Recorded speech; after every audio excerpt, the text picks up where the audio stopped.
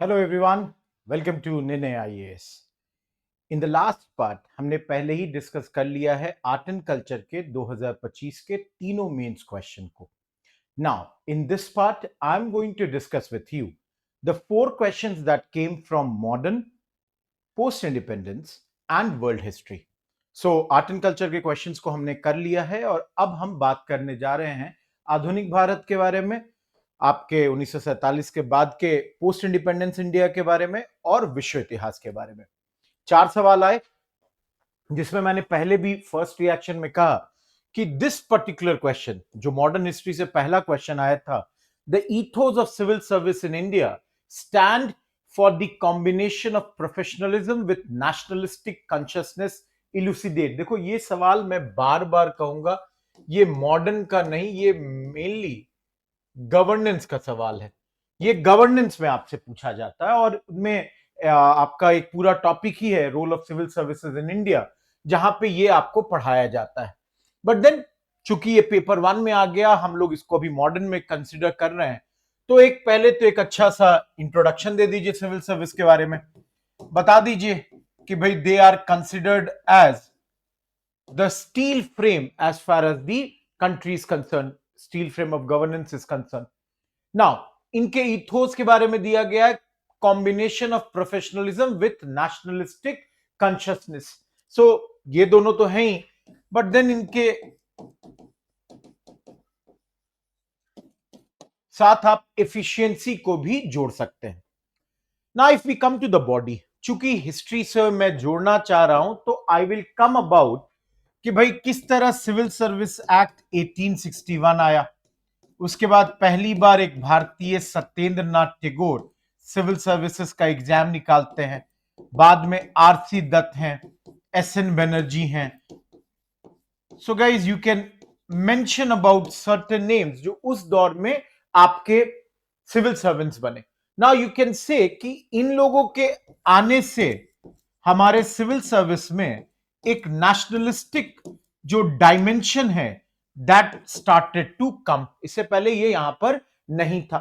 जैसे एसएन बनर्जी और इनिशियल कांग्रेस के लीडर्स, ये लोग लगातार डिमांड कर रहे थे that there should be Indianization of civil service, exam को इंडिया में कंडक्ट करिए।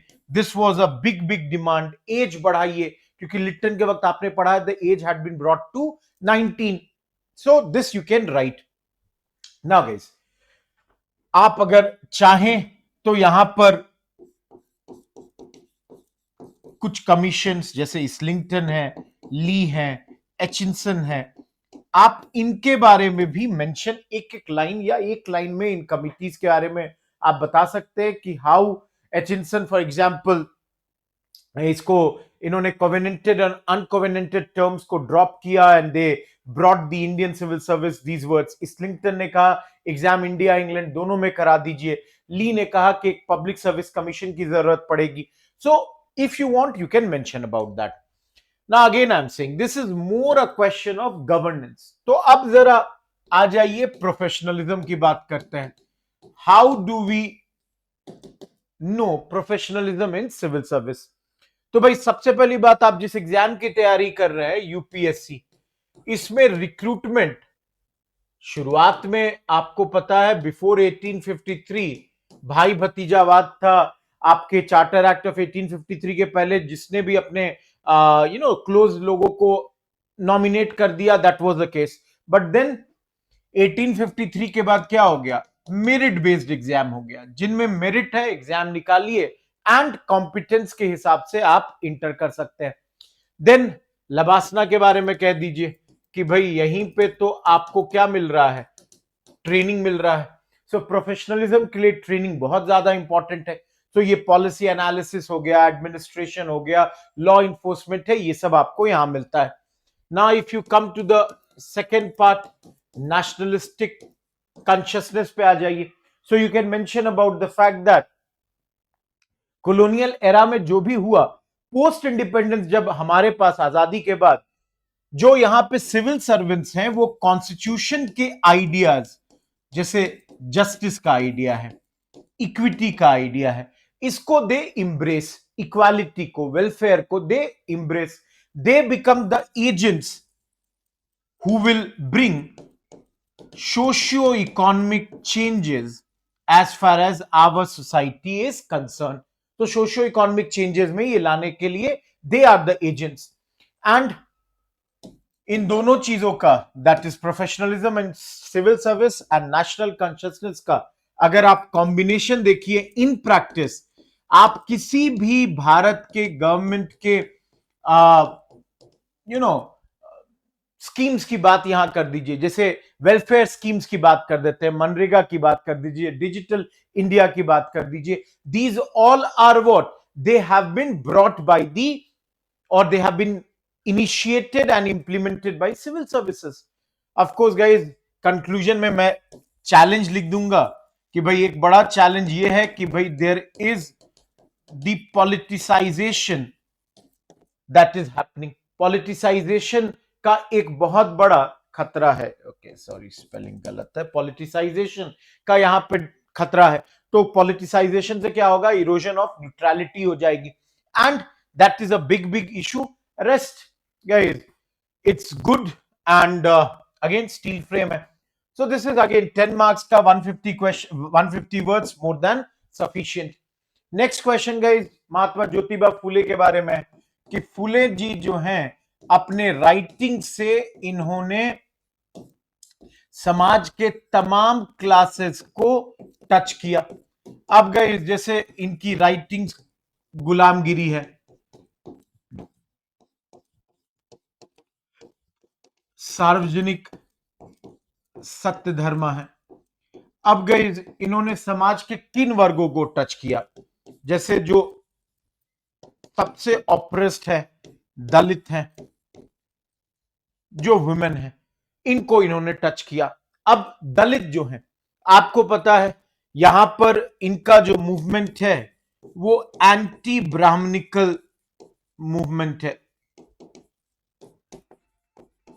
समाज में जिस प्रकार उस वक्त आपका ब्राह्मणिकल ऑर्डर चल रहा है, उसके against he is doing and he is leading this movement.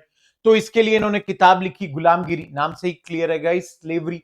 और इसमें सबसे बड़ी बात गाइस, आपको पता है कि वेस्ट में जो रेशियल स्लेवरी चल रहा था, उससे उन्होंने भारत में जो स्लेवरी चल रही है या इंडिया में जो कास्ट ऑपरेशन है उसको यहां पे जोड़ा. देन वुमेन्स इमेंसिपेशन, इसमें इनकी वाइफ सावित्री बाई फुले का नाम बताइए कि किस तरह इन्होंने अपनी वाइफ को पहले पढ़ाया, फिर अपनी वाइफ के साथ मिलकर पहली लड़कियों का फर्स्ट विमेन स्कूल इन दोनों लोगों ने खोला 1840 के दशक में, अराउंड 1845 इन पुणे. तो ये भी इन्होंने किया. वीडोहुड जो इनफोर्स था उसका इन्होंने अपोजिशन किया, वीडो रिमैरिज का सपोर्ट किया, चाइल्ड मैरिज का अपोज किया, वीडो होम्स इन्होंने एस्टैब्लिश किए, ऑर्फन्स के लिए होम एस्टैब्लिश किया. तो ये इन्होंने किया. अब गाइस यहां इन्होंने खुद पढ़े लिखे थे, तो इन्होंने एजुकेशन फॉर मार्जिनलाइज्ड कम्युनिटी की भी बात की. जो हाशिए पे जो वर्ग था उसके इन्होंने एजुकेशन की बात की. यहां पे आप इनके 1873 में बनाए गए सोसाइटी सत्य शोधक समाज का भी आप यहां मेंशन कर सकते हैं, दैट हाउ इन्होंने लर्निंग को प्रमोट किया, not only for women but for the poor, the Dalits. और इस प्रकार जो अपर कास्ट की मोनोपोली थी when it comes to education, he challenge that. Similarly guys इन्होंने जो फार्मर्स हैं जो कि अक्सर एग्रेरियन डिस्ट्रेस में फंस जाते थे, so he wrote for them also. इन्होंने लैंडलॉर्ड्स किस तरह पेजेंट्स का एक्सप्लॉइटेशन कर रहे हैं, मनी लेंडर्स किस तरह एक्सप्लॉइट कर रहे हैं, किस तरह कास्ट एंड क्लास ऑपरेशन दोनों इंटरसेक्ट हो रहा है. तो भाई कास्ट एंड क्लास के इंटरसेक्शन की भी इन्होंने यहां पर बात की. Now guys you all know, caste में जैसे दलित और यूजुअली यही लोग poor, they would be working as landless labourers. तो इन्होंने इस चीज को भी यहां पर उठाया. He raised this thing also. Lastly guys, ऐसे तो 10 मार्क्स के लिए 4 बहुत है. You can talk about, he overall emphasized on the ideas like equality पे. Rationalism की बात करते हैं, he talks about rationalism. Of course पूरा movement is all about justice. So these all are his broad social philosophy. ये जो broad social philosophy है जिसको ये कैरी कर रहे हैं, you can mention about this also. So guys again conclusion में लिख दीजिए, the first greatest one of the first greatest reformers who specifically work for the upliftment of the marginalised communities. और इनके एफर्ट्स जो थे दे वर इंटरसेक्शनल. जो ये मैंने कहा, आप कास्ट की बात करिए, विमेन की बात करें, आप पुअर की बात करें, आप किसी भी मतलब कास्ट, जेंडर, क्लास, हर को इन्होंने, हर वर्ग के इश्यूज को इन्होंने उस वक्त एड्रेस किया. ना गाइस, ये दो क्वेश्चन थे आपके मॉडर्न के. एक क्वेश्चन आया पोस्ट इंडिपेंडेंस का, बड़ा मजेदार क्वेश्चन है. Trace India's consolidation process during early phase of independence in terms of polity, economy, education and international relation. ना गाइस, पहली चीज है अर्ली फेज को ना, यहां मैं सीधा सीधा नेहरूवियन फेज ले लेता हूं कि ये सवाल सिर्फ नेहरूवियन फेज पर है और 1947 टू 64 के इश्यूज को मैं यहां पे उठाना शुरू करूंगा. अब जैसे गाइस देखो, पॉलिटी है, आप लिखोगे 4 पॉइंट बनाओगे, पॉलिटी बनाओगे, इकोनॉमी बनाओगे, education and IR, education and IR. But then इसमें इंट्रो बड़ा अच्छा लिखना है. इंट्रो तो हमेशा अच्छा लिखना ही है.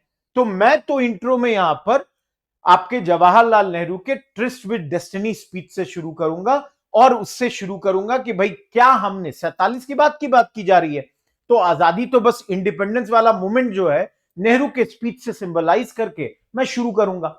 अब पॉलिटी में सबसे पहला क्या चैलेंज था इस दौर में, हमें करना था integration of princely states. Thanks to Sardar Patel ये हुआ.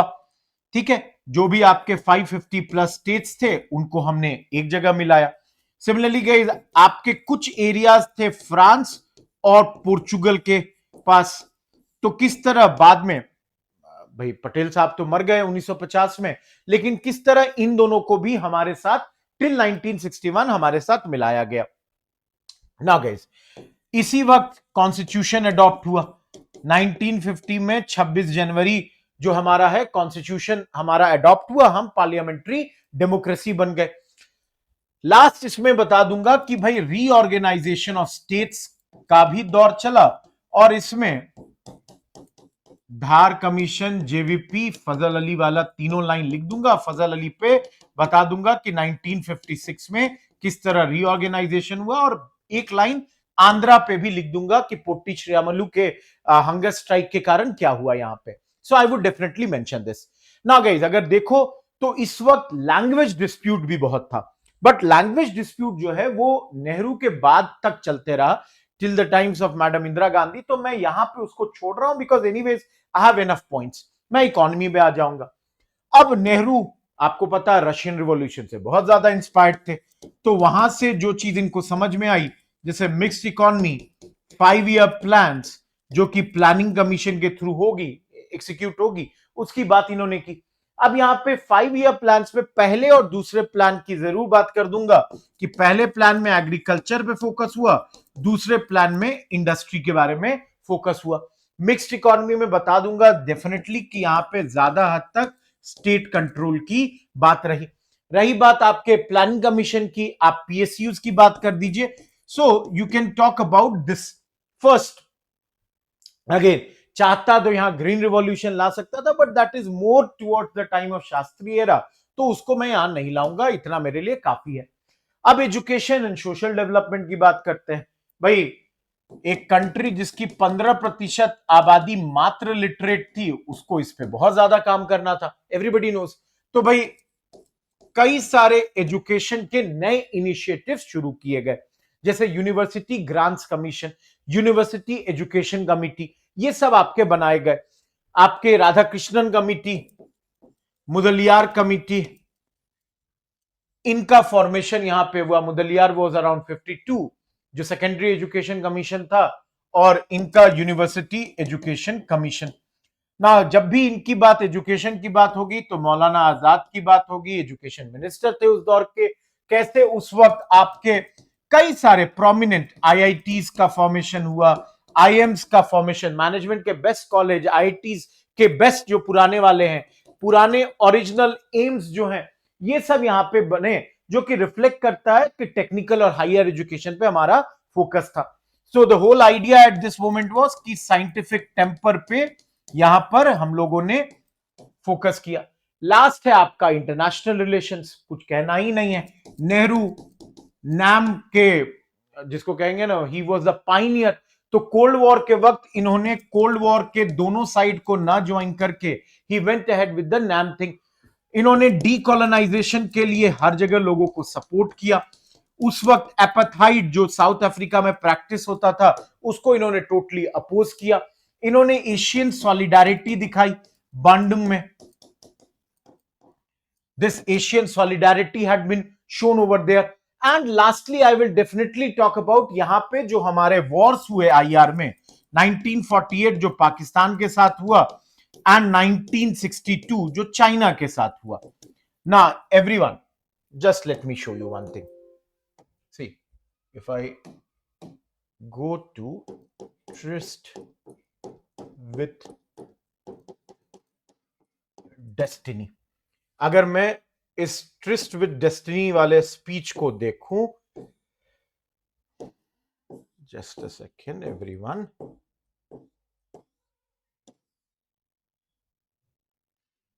Just a second, if I can get it at one point, just a second, just give me a second.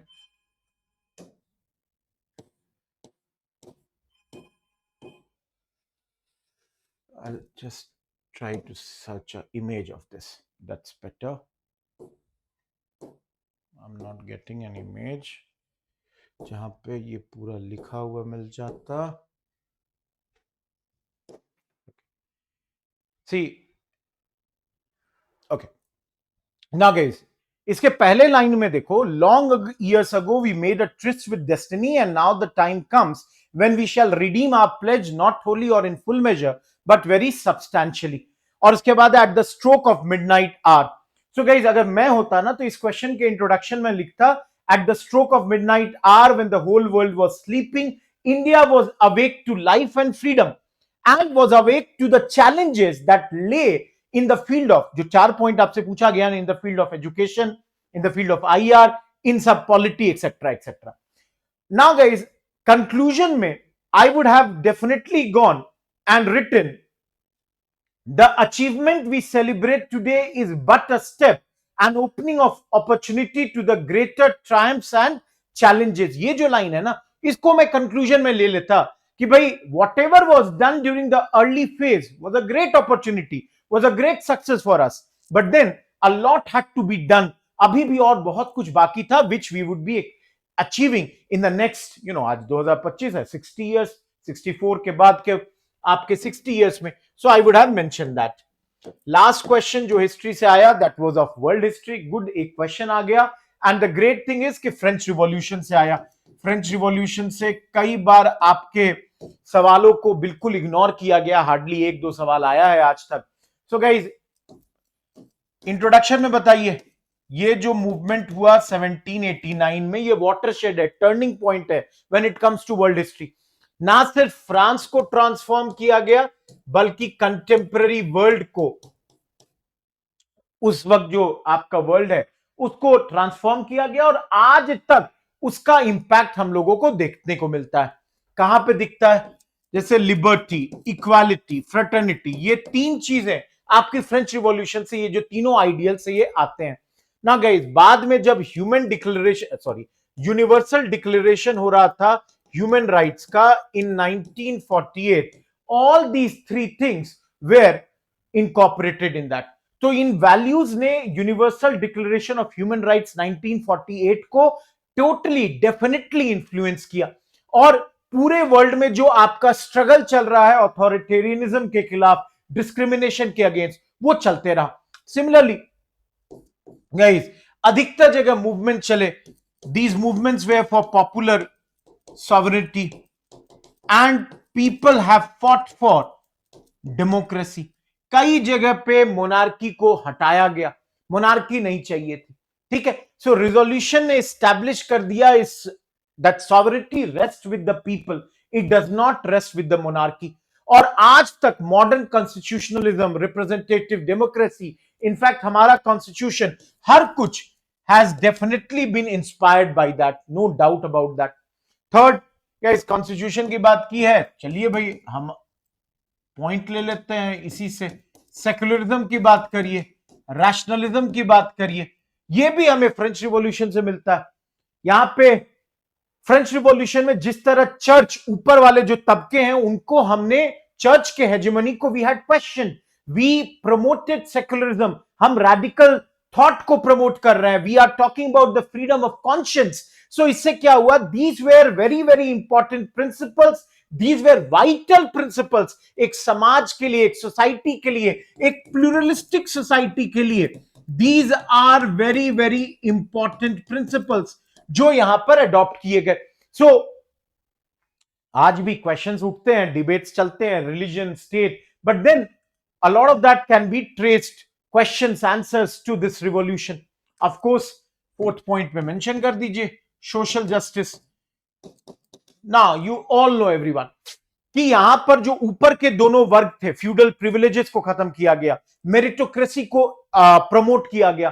Contemporary world भी तो वही है, कंटेम्पररी वर्ल्ड में भी डिमांड्स होते हैं सोशल एंड इकोनॉमिक जस्टिस के। लगातार जो मार्जिनलाइज्ड कम्युनिटी होती है, किसी भी समाज की जो मार्जिनलाइज्ड कम्युनिटी है, दे कीप ऑन डिमांडिंग, भाई उनका फेयर शेयर कहां है, they keep on demanding their rights. Land reforms की बात होती है।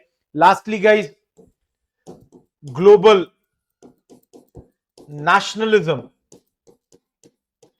And anti colonialism.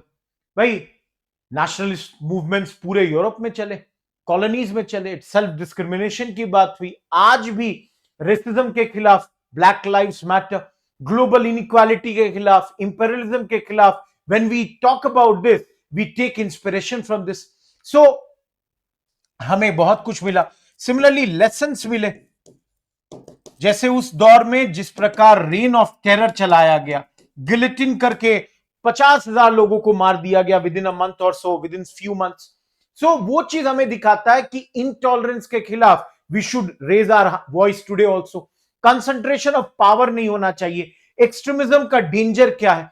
So if you conclude this, भाई इसका लेगेसी हर फील्ड में है, ह्यूमन राइट्स के फील्ड में, इक्वालिटी, सेक्युलरिज्म, डेमोक्रेसी, और वो आज भी विश्व के political, social and ethical fabric को, कंटेम्पररी वर्ल्ड के इन सारे चीजों को it keeps on guiding. So guys, these were the 4 questions. 15 number का वर्ल्ड हिस्ट्री, 15 नंबर का पोस्ट इंडिपेंडेंस, 15 नंबर का फुले साहब वाला क्वेश्चन, और 10 नंबर का सिविल सर्विसेज। सो ओवरऑल आप देख सकते हैं इस एरिया से 55 मार्क्स के क्वेश्चन आए। 30 मार्क्स के कल्चर मैंने डिस्कस कर दिया है। In the next part I will discuss the 5 questions of Indian society. Till then, goodbye guys. ये इनिशिएटिव्स आपके लिए हैं। Do like, do subscribe, do share with your friends. Thank you, good bye.